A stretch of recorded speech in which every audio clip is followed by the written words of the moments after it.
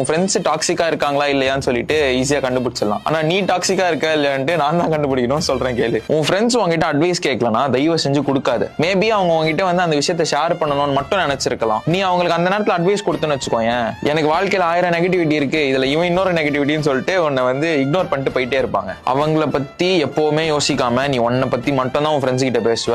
அவங்க ஏதாச்சும் ஒரு கதையை அவங்க கிட்ட பேசிட்டு இருந்தாலும் அவங்க எப்ப அந்த கதையை முடிப்பாங்க, நம்ம கதையை எப்ப பேசலாம் அப்படின்னு தான் நீ வெயிட் பண்ணிட்டே இருப்ப. நீ அந்த மாதிரி இருந்த அப்படின்னா you are definitely becoming toxic. உன் ஃப்ரெண்ட் உன்னோட பெருசா வளர்ந்துட்டான்னு வச்சுக்கோங்க, நீ பொறாமப்படுவ. அதனால உன்னோட செல்ஃப் எஸ்டீமும் குறையும். உண்மையை சொல்லவா, எந்த ஒரு உண்மையான ஃப்ரெண்டும் அவனோட ஃப்ரெண்ட் வளர்றத பார்த்து பொறாமையே படமாட்டான். அந்த மாதிரி ஒரு பர்சனா நீ இருக்க அப்படின்னா நீ கண்டிப்பா டாக்ஸிக்கா தான் இருக்கேன்னு அர்த்தம். ஃப்ரெண்ட்ஷிப்புங்கிறது வந்து நீ தண்ணி ஊத்தி வளர்க்குற ஒரு பியூட்டிஃபுல்லான ஒரு மரம். அது வந்து உன்னோட ஹைட்டா வளர்ந்துட்டே போனாலும் அது உனக்கு நிழல் மட்டும் தான் கொடுக்கும். நீ அதை அழிக்கணும்னு நினைச்சேன்னு வச்சுக்கோங்க, நீ தான் கடைசியில வெயில்ல வெந்து சாவ. உன் ஃப்ரெண்டு உன்னோட பெருசா வளர்றான் அப்படின்னா சந்தோஷப்படு, நீயும்